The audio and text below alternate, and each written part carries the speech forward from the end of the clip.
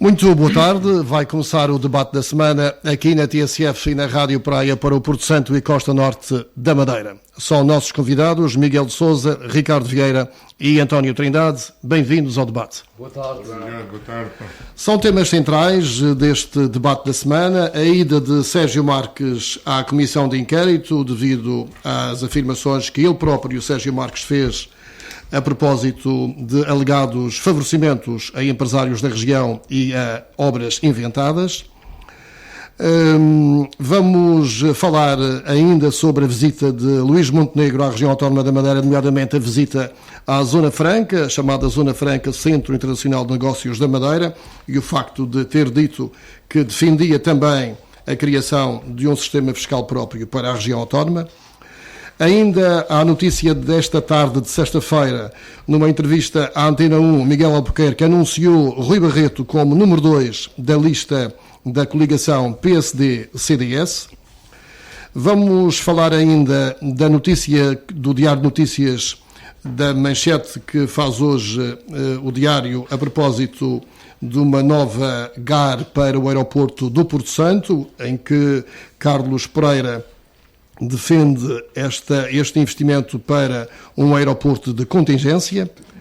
Vamos igualmente falar da situação da TAP e ainda do escândalo da Igreja Católica. Portanto, temos vários assuntos que vão animar o debate da semana.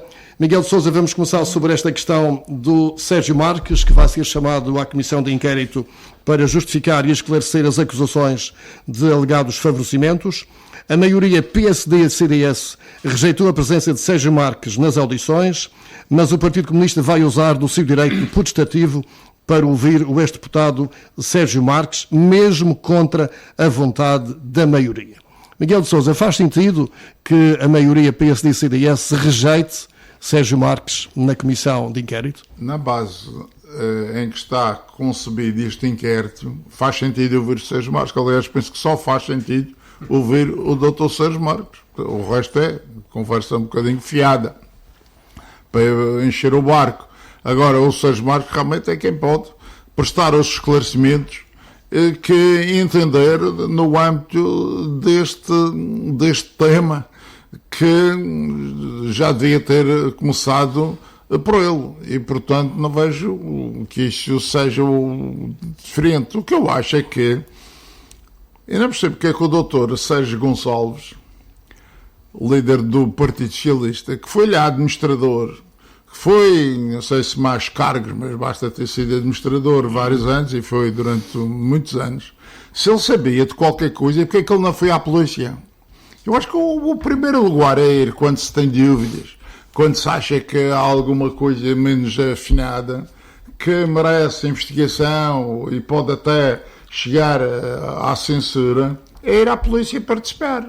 Mas ele nunca reclamou de nada, nunca fez de nada, não é por causa de uma palavra de um político no meio de tanta entrevista e de tanta declaração. Não é uma palavra que vai fazer levantar este tema todo. Portanto, se quer o Dr. Sérgio Marques, aspas, como o Dr. Sérgio Gonçalves, só veio alguma coisa para reclamar, tinham ido à polícia, nunca que eu saiba, nunca foram. Voltando à questão inicial, só para clarificar, PSD e CDS deveriam ter aprovado a presença de Sérgio Marques na Comissão de Inquérito. Não aprovaram. Porquê? Acha que há algum temor das declarações de Sérgio Marques? Logo se vê também, não falta anos, como os tribunais levam para saber qual é a resposta a essa sua pergunta. Mas têm medo, é isso? Têm medo que ele abra o livro, digamos assim. Mas qual livro? Se ele tivesse para abrir o livro, já tinha aberto o livro.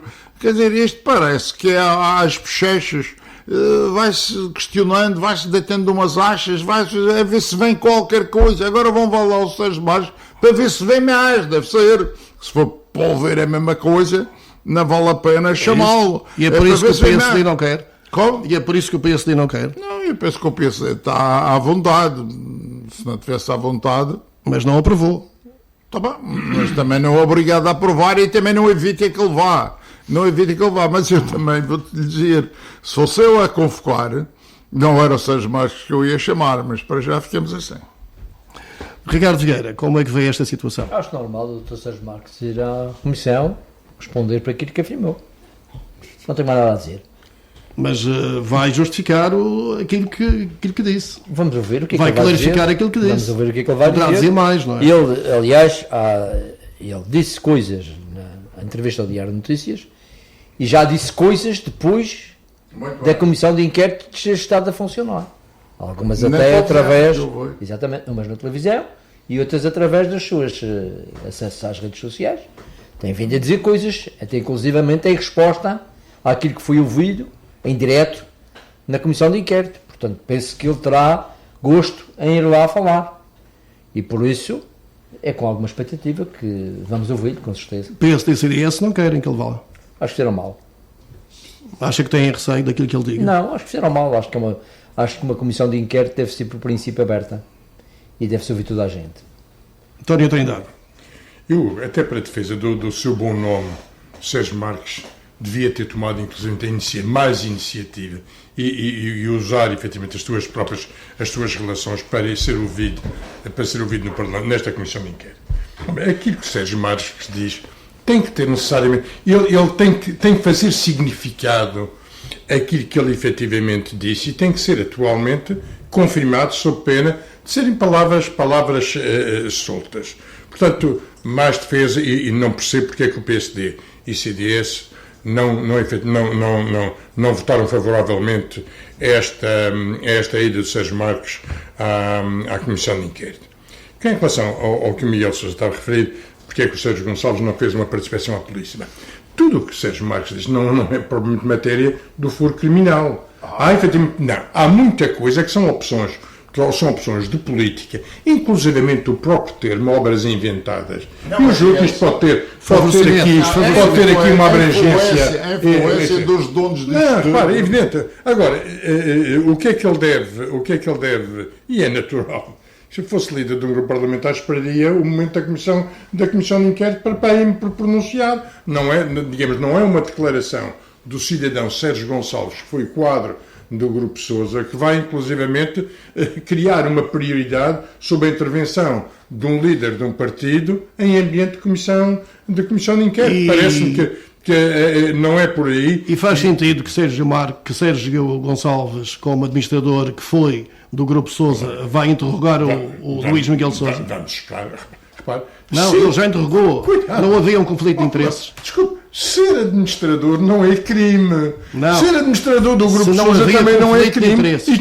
E tem que permitir necessariamente a possibilidade de uma opção posterior de ser, inclusive, líder de um partido de oposição. Eu julgo que este assunto já será no dia o ambiente aqui requentado. Vai haver motivo de discussão, efetivamente. O resultado da Comissão de Inquérito, então vamos falar sobre isso. Exatamente. Vamos passar ao segundo tema. Luís Montenegro, presidente do PSD, esteve de visita, ou está de visita à Madeira, e visitou o Centro Internacional de Negócios, um centro estratégico para a Madeira e pouco visitado por autoridades nacionais. Aliás, já falámos disso aqui, diversos ministros e mesmo Marcelo Rebelo de Sousa nunca visitaram a chamada Zona Franca. O Presidente da República vem, nestes próximos dias, à Madeira, vai jantar com Miguel Albuquerque, mas não vai à Zona Franca outra vez. Mas desta vez o Presidente do PSD esteve no Caniçal. E, Miguel de Sousa, sobre isto, Luís Montenegro afirmou-se ao lado da criação de um centro, de uma região com um sistema de fiscal próprio. Foi instigado a isso, e bem, foi provocado a se pronunciar sobre o tema, porque não podemos ter o Ministro das Finanças, o Fernando Medina, a ser favorável à criação de um sistema fiscal próprio no âmbito da Lei das Finanças Regionais, e depois temos o PSD, que costuma ser líder nestas decisões e nestes temas de autonomia, a ficar para trás. Portanto, havia que ontem, com a presença dele no local, fazê-lo responder ao que seria, perante esse tema, a sua decisão. E ele disse que apoiava todos aqueles que tenham projetos fiscais competitivos para a Madeira, nomeadamente um sistema fiscal próprio. Portanto, respondeu bem e até foi bom, porque o PSD Madeira ainda não tinha falado disso. E, portanto, até agora tínhamos ou a declaração do Ministro das Finanças, mas não tínhamos nenhuma declaração do PSD Madeira, e por isso aquela que fica sob o sistema fiscal próprio como primeira oficial, porque já houve quem falasse disso antes, mas como primeira declaração oficial é do Luís Montenegro. Luís Montenegro, a nível nacional, vai ter coragem para decidir essa situação?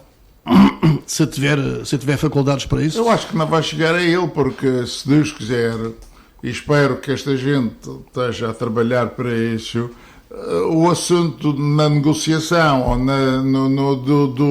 da lei das finanças regionais, o assunto vai ser tratado. Nem o Ministro vai se desdizer, porque parece-me que já não é tema tabu, já não há marcha atrás sobre isto. Por isso vamos discutir o tema com a abertura das duas partes que se impõem, e acho que a Madeira, acha que está pacífico? Acho que a Madeira, dentro de pouco tempo, terá um sistema fiscal próprio. É preciso perceber que vai começar mais pelas taxas, por taxas, e mais depois, ou só um dia mais tarde, é que o sistema em si pode ser diferente. Neste momento, eu acho que vamos caminhar para ter o sistema fiscal português adaptado à Madeira naquilo que são as taxas, mas caminhando para um sistema fiscal próprio, como é óbvio. Ricardo Vieira, acha que estão a dar passos significativos neste processo? Espero que sim, mas em primeiro lugar o Dr. Luís Montenegro tem que convencer o líder parlamentar do PSD. Sim. Porque o líder parlamentar do PSD esteve aqui na Madeira e não foi favorável ao sistema fiscal próprio. Aliás, instado a uma pergunta que lhe fiz diretamente. É verdade, eu vou. E começa por aí, portanto, há aqui já desde logo. Aliás, tenho contado disso bastantes vezes. Alguma vez tem que começar por casa, não é? Eu julgo que era importante, e também quero-vos dizer, eu já vi a proposta que a Madeira fez em termos de finanças regionais, a alteração à lei das finanças regionais, e a proposta não é tão clara quanto agora se diz em matéria de sistema fiscal próprio. Portanto, há aqui alguma digamos, nebulosidade, que era preciso esclarecer primeiro. E é exatamente por isso que eu não... Mas pronto, há muita coisa de facto que está em cima da mesa. Repare, vamos começar por uma coisa muito mais simples. Temos neste momento a correr, a nível nacional, uma revisão constitucional. O que está em cima da mesa em relação às regiões autónomas é muito pouco. E muito pouco se vai conseguir desta revisão constitucional em termos de regiões autónomas. Com esta agravante, tudo o que não está nas propostas já não pode ser discutido. E segundo, fecha esta revisão constitucional, estamos 5 a 10 anos sem revisão constitucional normal.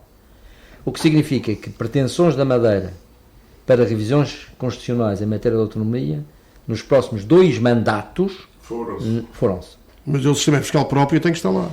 Não, pode haver sistema fiscal próprio. Não é preciso rever a Constituição? Não. É só lei. Tem que ser uma lei aprovada com... É uma lei reforçada, portanto tem que ter maioria absoluta e tal. E até é bom que seja uma lei que reúna o consenso, pelo menos, dos principais partidos. Do PS e do PSD. É suficiente? É suficiente. E é fundamental que isso aconteça. Porque tem que ser matéria onde há, de facto, uma definição nacional alargada. Neste momento basta a aprovação do PS. Sim. Então, é bom que seja dos dois. Mas há a acrescentar aqui que o Miguel e o Ricardo referiram, há um fator aqui que é importante. Eu julgo que a oportunidade, o sítio não foi o mais oportuno para falar do sistema fiscal próprio. O sistema fiscal próprio da Madeira não se esgota na Zona Franca.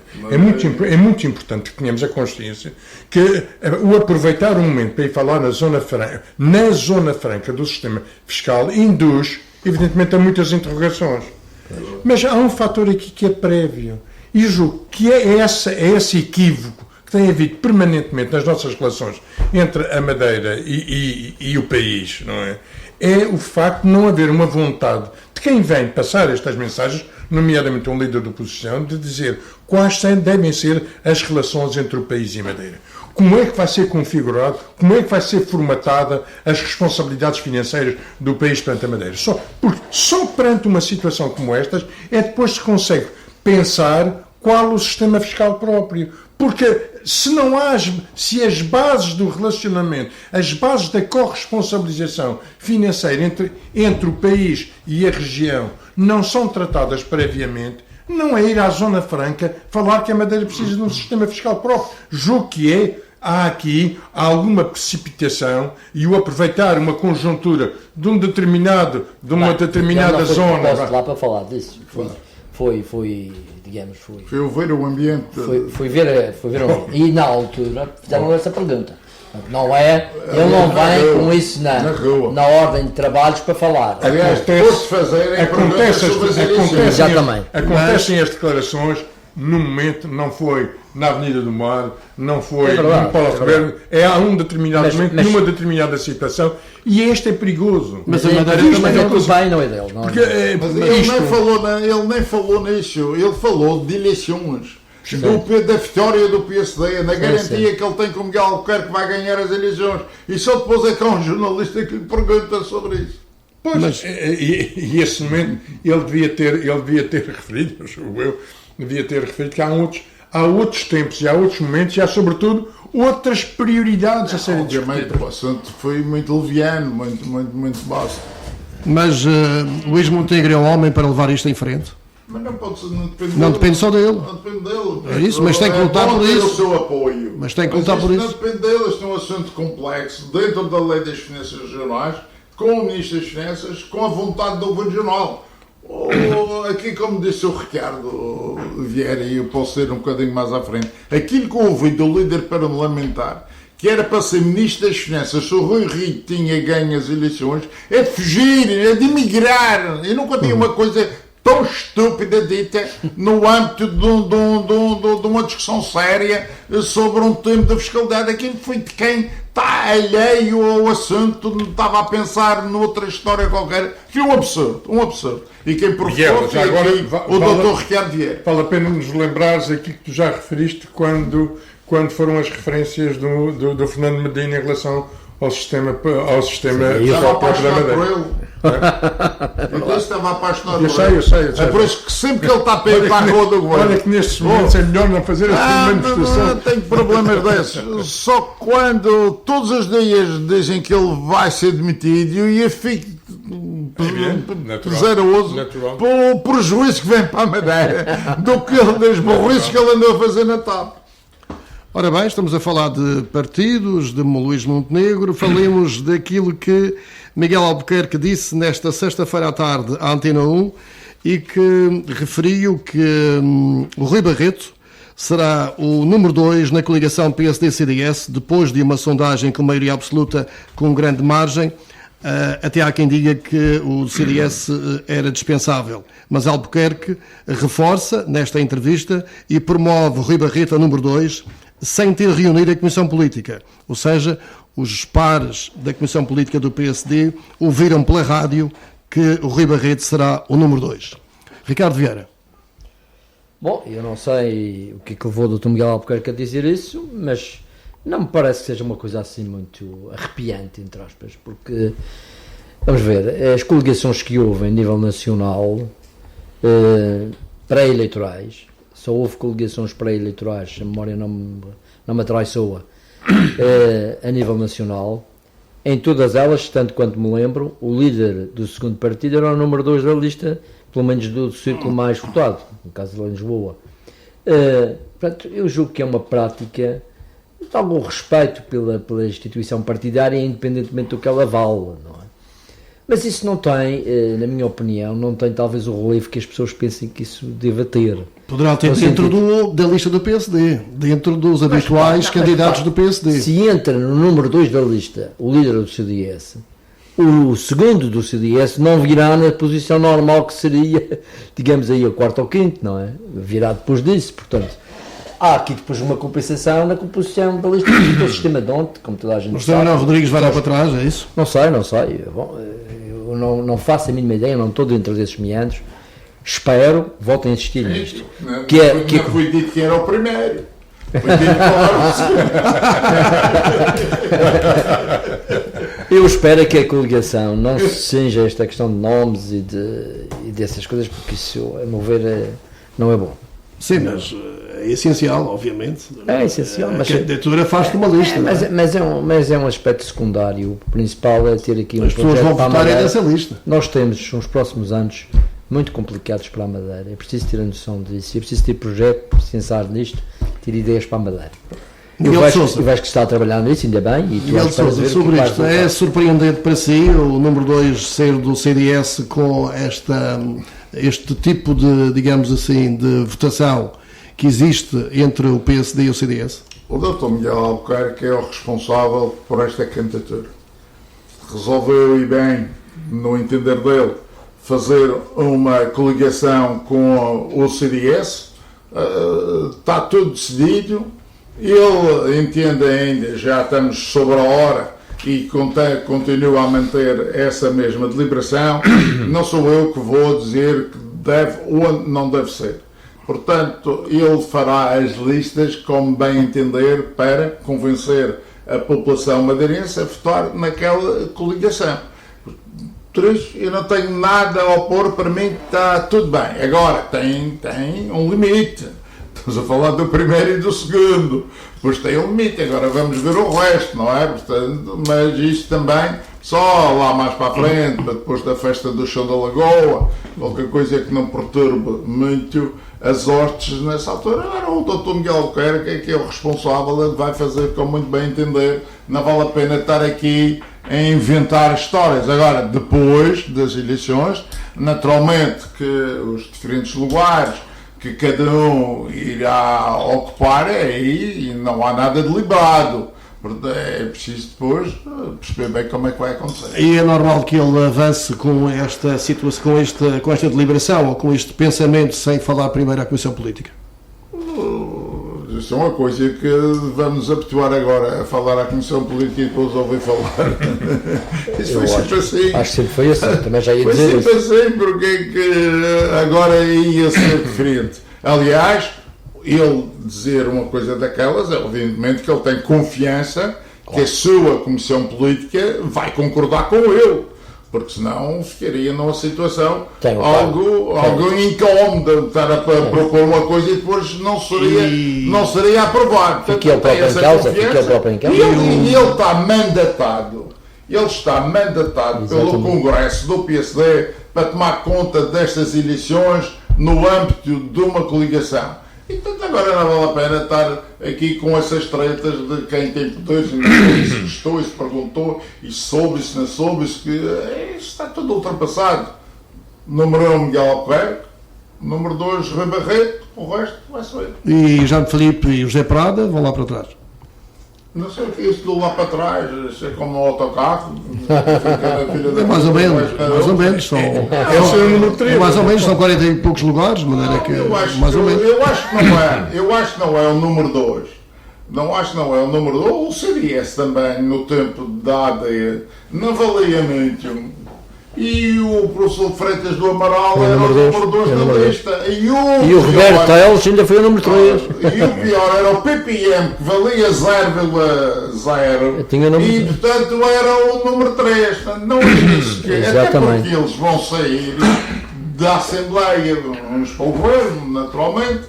E portanto isso não é só mostrar as bandeiras da coligação à frente. E depois logo aí a seguir é complicado. E olha que as pessoas votam em função das listas que têm à sua frente. Portanto, o primeiro e o segundo eu não acho que haja dificuldade, mas depois há toda aquela lista de candidatos que são dos diferentes concelhos da Madeira, que têm as suas influências em determinados setores da sociedade.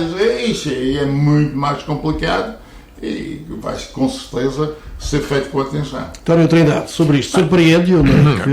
Eu só entendo esta escolha numa lógica de reconhecimento pessoal do Miguel Albuquerque sobre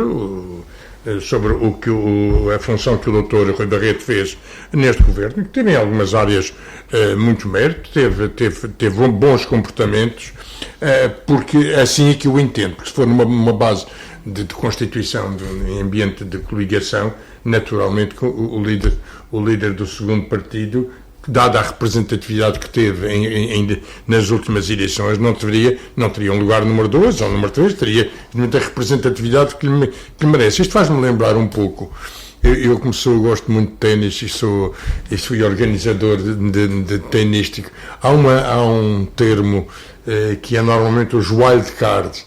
O wildcard é normalmente alguém que anda muito fora dos domínios da grande concentração do poder do ténis, que de repente recebe um cartão e entra num lugar de destaque na participação do torneio. E o Dr. Rui Barreto recebeu um wildcard para a participação nestas próximas edições. E já que estamos a falar disto, o que é que pensam sobre esta última sondagem que o Diário de Notícias publicou a semana passada, com maioria absoluta confortável para a coligação e relegando o PS, segundo partido, para uma posição de praticamente metade da votação que tem agora? António Trindade.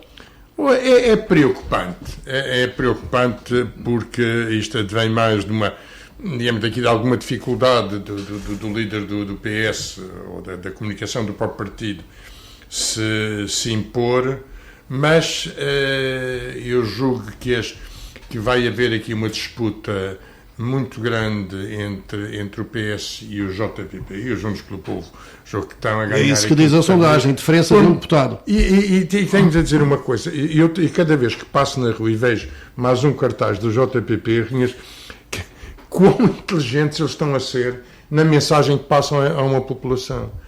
O que é que eu sinto atualmente, mesmo o principal partido da oposição, que anda a discutir as grandes elucubrações e as grandes estratégias, depois eu passo em frente e vejo que o JPP falou: vamos discutir o preço da banana do Gesba, vamos discutir os transportes marítimos, vamos falar sobre o IVA, vamos falar sobre o IRS, vamos falar sobre o preço do gás.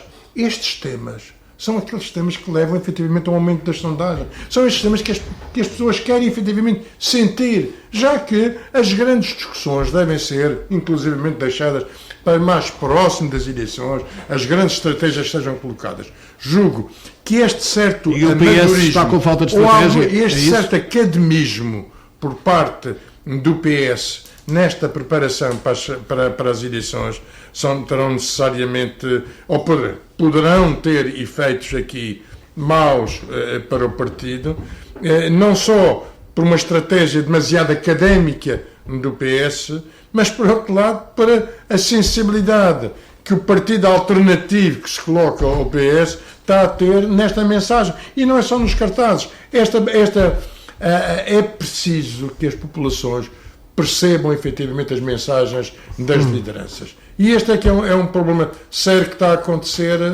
que não se encontra na oposição uma linha absolutamente coerente e certa na passagem dos temas alternativos. Ricardo Vieira, este resultado desta sondagem é mérito da coligação ou de mérito da oposição? Eu acho que, primeiro que tudo, é mérito da coligação. O governo tem tido um desempenho que não merece grande reparo e, portanto, atravessou a pandemia numa fase complicada e, portanto, teve aí, digamos, méritos que é preciso reconhecer. Foi estável, garantiu a maioria que era necessária e, portanto, criou aí diversas políticas que foram bastante bem recebidas. Agora, também de mérito da oposição, manifestamente. E eu faço minhas as palavras do António agora, quer dizer, hoje sente-se que a verdadeira oposição está a ser feita pela JPP.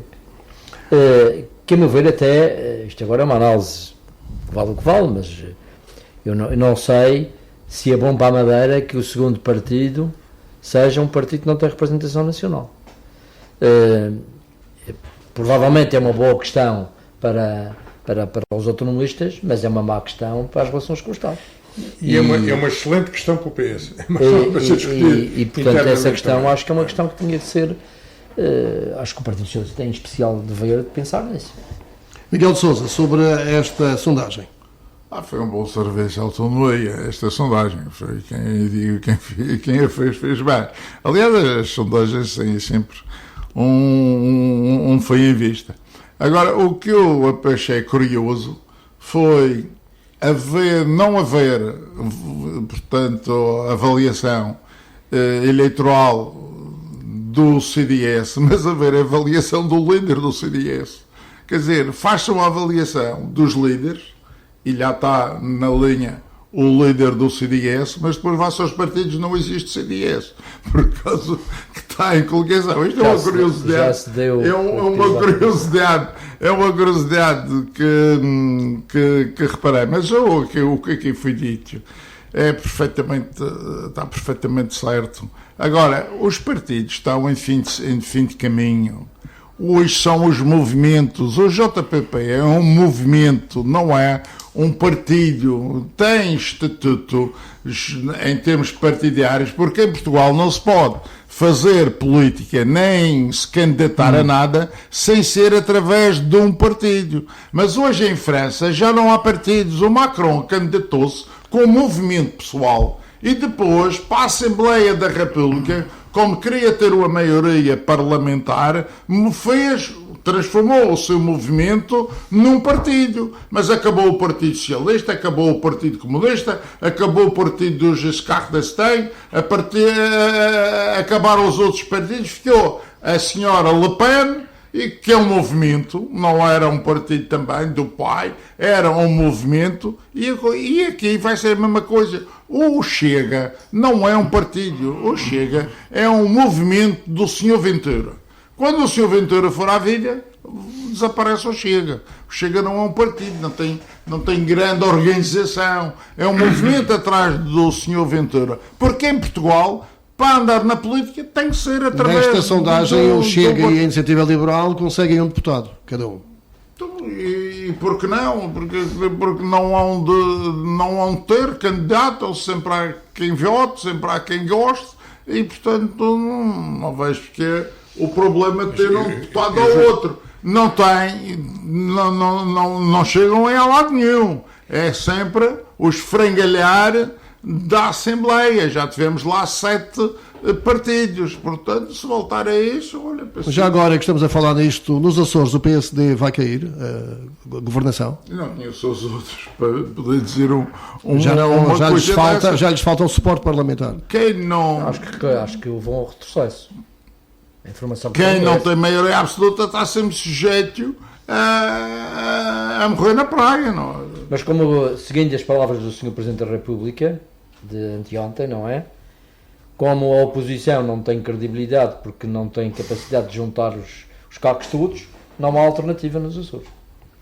Sobre esta sondagem, Ricardo, António Trindade. Não, já o referi, a posição do desafio que é lançado agora ao PS. Já falou por causa do JPP. Não, mas há um fator. Já falou também. Deixe-me só referir aqui, e este é algo que o PS tem que perceber e tem que acordar em termos regionais. Há muita coisa que, apesar de tudo, o relacionamento da instituição da República com a região tem sido positiva e veiculado pelo um governo do Partido Socialista que não tem efetivamente tido eco aqui em termos regionais. Há uma dificuldade em passar esta mensagem positiva deste relacionamento que evidentemente tem que ser digerido e tem que ser pensado. E ainda bem que estamos a um tempo suficiente das eleições que permitam algum ato de reflexão mais acrescido, sob pena do PS ter aqui alguma situação de atravessar aqui um período difícil. Eu adoro aquele cartaz do Partido Socialista, que é a fotografia do Sérgio Gonçalves, e diz Madeira é melhor. Mas ainda gosto mais no Porto Santo, porque expor um cartaz daquele tamanho, que a mesma fotografia daqui, e dizer Madeira é melhor, O Diário de Notícias da Madeira traz em manchete nesta sexta-feira que o aeroporto do Porto Santo vai ter uma nova GAR avaliada em 40 milhões de euros. O investimento surge no âmbito da estratégia de criar um aeroporto alternativo de contingência. Carlos Pereira, deputado do PS na Assembleia da República, que, diga-se, tem-se esforçado para o desbloqueio de alguns dossiês, afirmou ao Diário que este investimento no aeroporto do Porto Santo deveria ser complementado com a introdução de um barco rápido e com dimensão para o escoamento massivo de passageiros, quando se verificar o encerramento do aeroporto da Madeira. Miguel Sousa. Eu? Tem um homem que tem falado muito sobre os transportes, foi secretário dos transportes. Já conheço essa. Mas passa, não tem problema nenhum. Aliás, na quarta-feira já fiz uns poucos de parágrafos sobre essa manchete que veio aí. E só vou-me restringir àquilo que me interessa aqui dizer. Isso é uma pouca vergonha. O que vem aí é uma pouca vergonha. Porque isso é um tema regional é um tema que tem que ser debatido, discutido, falado, analisado, estudado, tudo. E o deputado Carlos Pereira enche de pergaminhos não sei de quê, porque ele não percebe nada desse assunto. Ele não tem nada a ver com esse assunto. Que eu saiba, ninguém lhe pediu nada sobre esse assunto. E ele aparece ali como a querer-se armar em dono de uma proposta de investimento de 40 milhões de euros num aerogar, quando o maior problema é no estacionamento de aviões. Porque de que é que serve fazer uma nova aerogar se não aumentar a placa de estacionamento para mais do que 9 aviões? Isso depois também não tem sentido, não é? É preciso alargar as duas coisas. Mas para já, o que é que ele faz no meio desse tema? Ele que explica. Ele faz porque é deputado. Ele faz porque é deputado da Madeira na Assembleia da República. E evidente, e se é um tema que tem sido muito caro a todos os madeirenses, é encontrar as alternativas nas acessibilidades da Madeira. O que é que ele tem a ver com a solução? A proposta, aquilo que leio da imprensa, é o facto de ele levar à Assembleia da República um tema que é muito importante para nós. A proposta de uma GAR custeada, inclusive custeada pelo Mas ele não levou tema nenhum, António. Ele não diz que levou aquele assunto a lado nenhum. É um compromisso que ele quer assumir no que diz respeito à GAR Ele já não sei valores ao Porto Santo. Como ele sabe que é 40 milhões? Já não sei. Não, repara, a Nocível a pergunta ter tem que ser feita para falar em 40 milhões. Mas, independentemente de ser 40 milhões ou 30 milhões, o que ele toca aqui, o barco rápido é qualquer coisa que, evidentemente, que será discutida e será priorizada no seu devido momento. Agora, um ponto fundamental, aquela GAR não o Porto Santo tem um problema de pista, efetivamente espera, mas tem um problema tão grande como a placa é a GAR. 2 aviões. Certo. Não, ter 2 aviões atualmente. Aliás, tem-se sentido, e ontem à noite e há 3 dias, acontece que há aviões que voltam para Lisboa, porque corriam o risco de estar mais de 2 aviões no Porto Santo à espera. E isto, evidentemente, não é salutar, não é bom. E parece-me que a resolução e tal, e aqui temos aqui pode ser um compromisso a dois, do Dr. Miguel de Sousa com o deputado do PS, que é evidentemente aumentar a placa e aumentar a GAR, são dois prioridades fundamentais para a Madeira, porque é dar a garantia. Mas já perguntaram aos Porto Santenses se aceitam hoje? Dr. Miguel de Sousa, seria... E queriam, julgo eu, seria de todo o bom senso, o Porto Santense querer efetivamente uma GAR. Para aterrar 30 aviões durante meia hora. Não, para o aumento de tráfego para o Porto Santo. Mas não, com qual tráfego, se eles vão só estacionar ali à espera de vocês. Mas esta GAR não é feita para quem está à espera, é para quem possa ir para o Porto Santo, seja ele em período. Isto é para os voos de Isto é para os voos de Virgínia da Madeira. Para servir o Porto Santo. Isto é para os voos de Virgínia da Madeira. E o Porto Santo ganha com isto. Isto é um tema regional.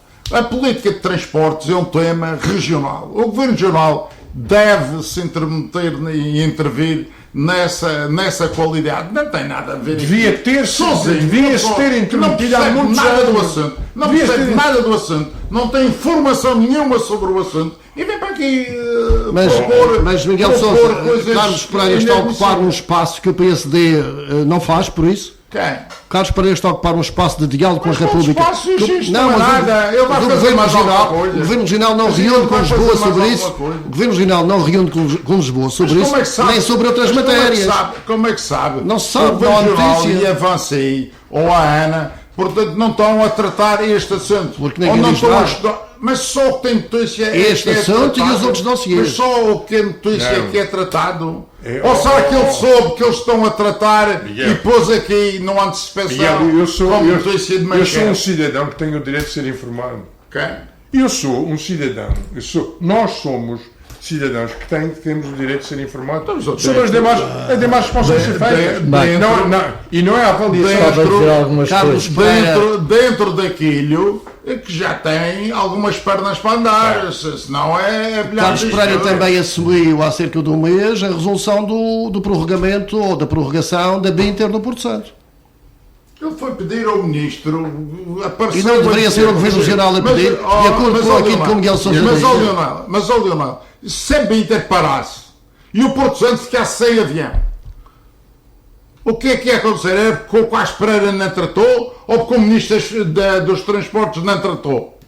Não, o senhor Carlos Pereira que tem que resolver isso. Quem tem que resolver isso é o Ministro dos Transportes. E o Ministro dos Transportes resolveu. Não me venham dizer que a gente tem a Binter por causa do Sr. Carlos Pereira. Mas o Governo Regional também tem que fazer pressão sobre isso. O Governo Regional também tem que fazer. E o deputado do Porto Santo também, pelo menos um deles.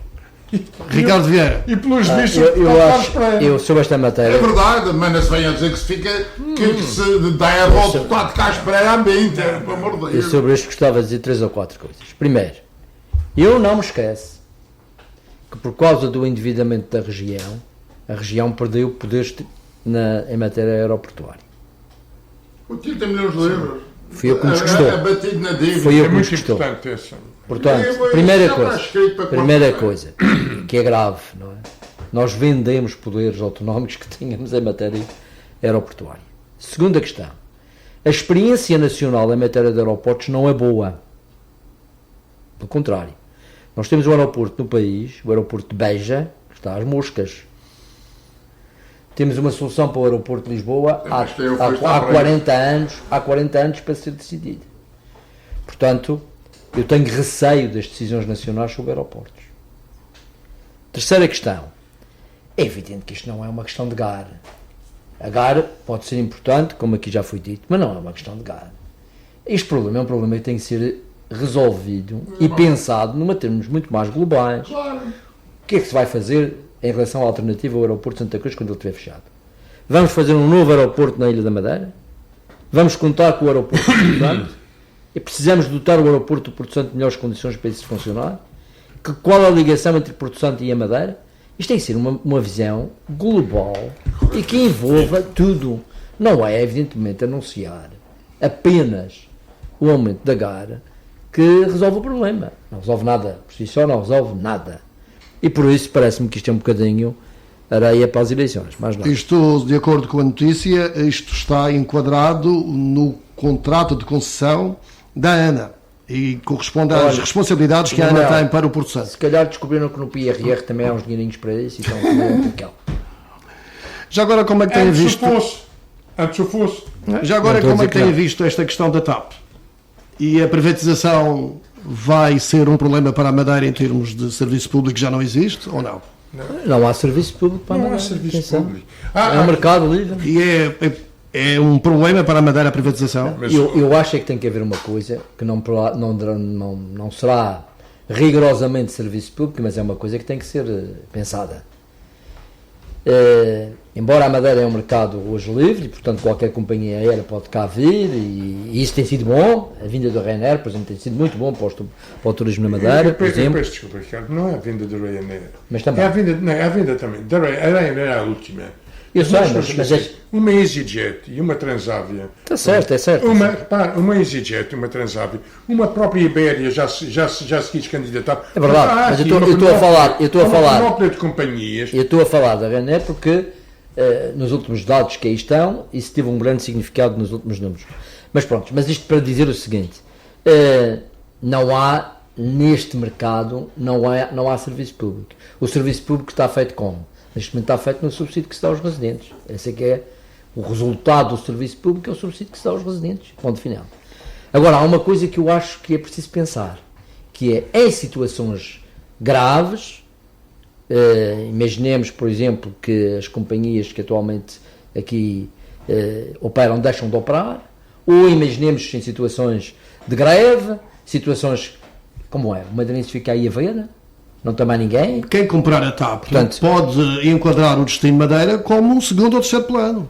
Pois, ou com nenhum plano para Exatamente, Eu acho exatamente. É por isso que eu pergunto, a privatização Mas é um não futuro. traz riscos para a região? Mas Eu acho que os podemos fechar princípios- sem supermercados. pois, exatamente. Podem fechar os supermercados todos e tudo E há o que se vai a mesma- fazer. Não, há as obriga- companhias aéreas e os barcos e tudo. Miguel, mas andam no há mercado livre. obrigações até europeias da coesão territorial que tem que se pensar. Sim, mas quando faltar. Exatamente. Pode faltar, Portanto, na falta, é essa qual é questão, o problema? a única questão que eu acho de serviço público é essa. Nós somos uma ilha, bem ou mal somos uma ilha. Portanto, dependemos muito dos transportes. Portanto, não não pode faz nunca mal. faltar. Mas o privado pode não se importar com isso. Exatamente, por isso é que é preciso haver alguma... Deixe-me lhe dizer. Mas Você sabe você sabe que atualmente... Você sabe que os atualmente... estrangeiros ou não? Com certeza. Mas, você sabe que atualmente... Pegamos na diáspora. Você sabe que atualmente, da África do Sul para a Madeira, você vem muito mais facilmente por uma British Airways Não é verdade? do que vem para TAP. Você sabe que da Venezuela para a Madeira, você vem muito mais facilmente por uma Ibéria do que por uma TAP. A TAP não vai a Venezuela. Não, a TAP vai a partir do lado de Lisboa.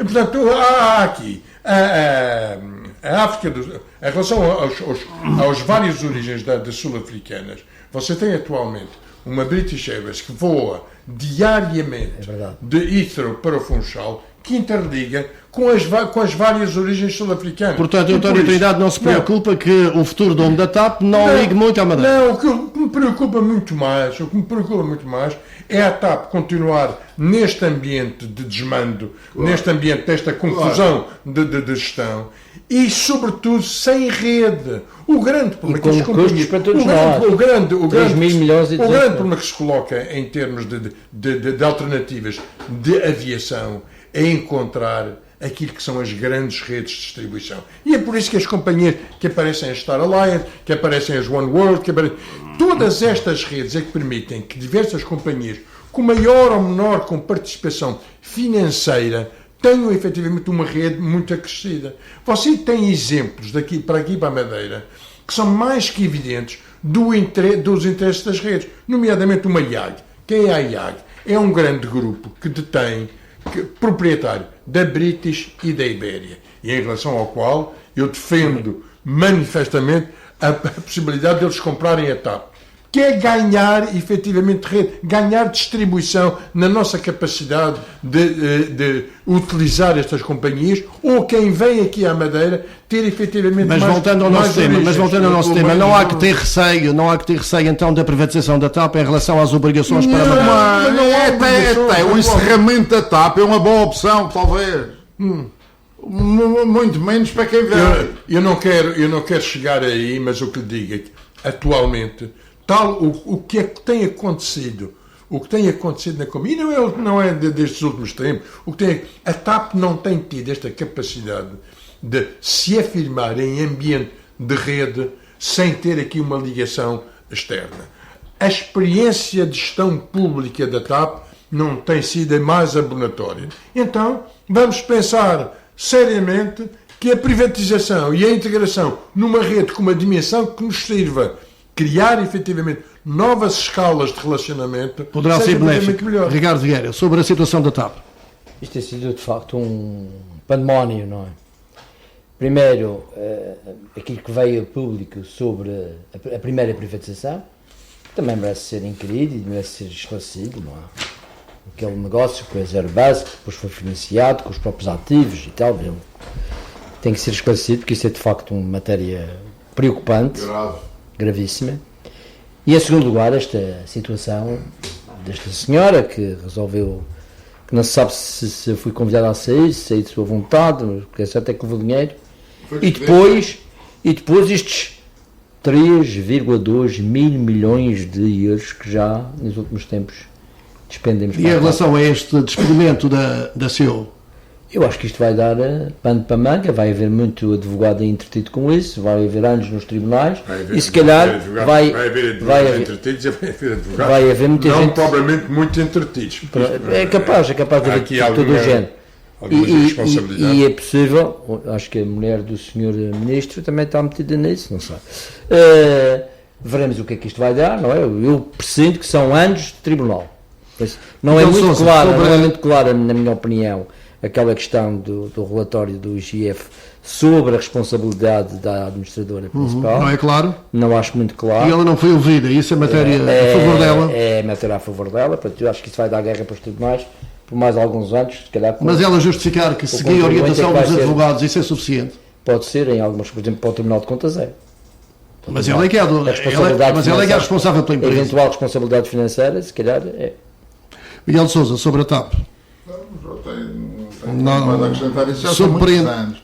Muitos anos. A CEO da TAP, que agora é admitida, foi objeto de um concurso público internacional. A substituição foi muito rápida e silenciosa. A escolha do Luís Rodrigues. Não vai acrescentar nada, nem tirar nada, porque a TAP é para privatizar. E aquilo ia tudo para a rua. Vai acabar tudo na rua, quando for privatizado. E, portanto, elas estar ou não esteja agora, ou ser agora o Luís Rodrigues, eu só não percebo é como é que ele deixa a SATA por um processo que em princípio num ano está resolvido. Ele disse que a proposta foi recusável. Okay? Ele disse que a proposta foi irrecusável. Deve ser igual à francesa. Depois deve ser uma coisa chata.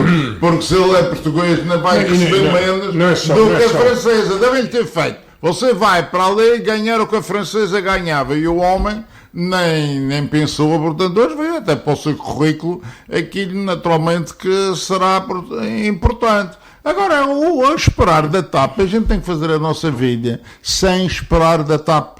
Se a gente fica aqui todos à espera da TAP, estamos condenados, nunca vamos dar o salto que a gente precisa de dar. Luís Rodrigues é um homem da TAP colocado na SATA. É importante ter isto em consideração. Sim, eu fui administrador da TAP durante vários anos. E é um homem que pensou TAP e é um homem que tinha uma aceitação interna na TAP muito grande. Aliás, é ver as próprias reações dos sindicatos da companhia em relação a esta nomeação. O problema não está num Luís Rodrigues. O problema está em definir qual o futuro para a TAP e julgo que é fundamental, mas não é só o privatizar. Eu posso encontrar 2 ou 3 fundos americanos, fundos sagazes que apareçam por aí, que vão comprar a companhia, e esse era evidentemente um grande motivo de preocupação. Para mim é que objetivos é que pode, o que é que interessa para Portugal. E evidentemente que há opções, necessariamente até, dependendo dos segmentos, dos setores onde se esteja, ou depende das relações com o próprio exterior. Evidentemente, quando se eu falar que uma Air France, que uma Lufthansa ou que uma Iberia estão as 3 a manifestar interesse, evidentemente os objetivos de qualquer uma delas é efetivamente diferente na compra em relação à TAP. E isto é que é muito importante termos em consideração, nós, país, ou nós, governo, que vai ter que tomar uma decisão sobre a própria preferência da candidatura, saber qual é aquela que serve os melhores interesses, evidentemente, do Portugal. Vamos, entretanto, cuidado com a regulamentação europeia. Cuidado com a regulamentação europeia nessa matéria. Mais uma data deles presos por causa da escolha do comprador. Vamos entrar na Igreja, entretanto. Vamos entrar na Igreja. A Igreja Católica Ricardo Vieira está envolta em grande escândalo com o caso dos abusadores sexuais. Depois da Comissão Independente ter identificado os casos e as circunstâncias em que ocorreram, veio a Conferência Episcopal colocar o processo em banho-maria, dizendo que não podia suspender e que os casos teriam de ser objeto de processo de averiguações e de acordo com a Santa Sé, ou seja, voltando à estaca zero, o que já provocou críticas até do católico e o Presidente da República.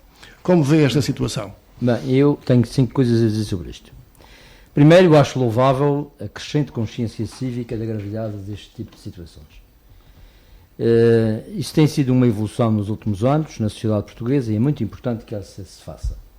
Repare, só em 2007 é que estes crimes passaram a ser públicos, só começaram a haver denúncias praticamente há 10, 15 anos destes casos, com exceção da Casa Pia, que se calhar foi o propulsor destes problemas, desta consciência pelo menos. Há situações muito diferentes. A pedofilia é uma coisa, o abuso sexual é outra. Há abuso sexual grave se for com menores de 14 anos, mas há abuso sexual depois de 14 anos que não tem a mesma gravidade. A lei tem visões distintas sobre isso. Ricardo Vieira, os bispos devem suspender os abusadores? Eu só gostaria de dizer o seguinte, para concluir, já que me cortou eu não cortei, tem que ser mais objetivo. Eu ouvi falar que eram 100 nomes. eu já estive a ver o que as dioceses fizeram sobre isso. Das 20 dioceses que há no país, há 5 que ainda não se pronunciaram. Mas das já pronunciadas, estão referenciados 68 nomes. Desses 68 nomes, 22 já morreram. 8 são totalmente desconhecidos. 11 não têm qualquer cargo na igreja. 1 é leigo. 5 já foram todos tratados. E há 12 que estão em análise e 6 que foram suspensos. Quer dizer, o que me faz a ideia de que a Comissão, com o mérito que teve, não fez contraditório, não procurou ouvir a outra parte. Aliás, diz isso logo no início. O que é ouvir a outra parte? E ouvir os padres que abusaram, as pessoas, portanto, para ter a referência das pessoas, disseram-me, por exemplo, que um dos nomes indicados aqui no Funchal é um nome próprio, sem mais nada. Não se faz ideia de quem seja. Não se conhece minimamente quem é. Portanto, apontar nomes assim, por exemplo, na Diocese do Porto, o que me dizem é que os 7 que estão em análise são casos ocorridos nas décadas de 70 e 80. Portanto, defende aquilo que a Comissão, que a Conferência Episcopal disse, que não basta apontar os nomes, é necessário mais averiguações. Nós temos, em relação a estas coisas, temos 2 tipos de atitudes. Uma atitude de comoção, de emoção, que é muito importante, mas que tem que ser travada pela racionalidade.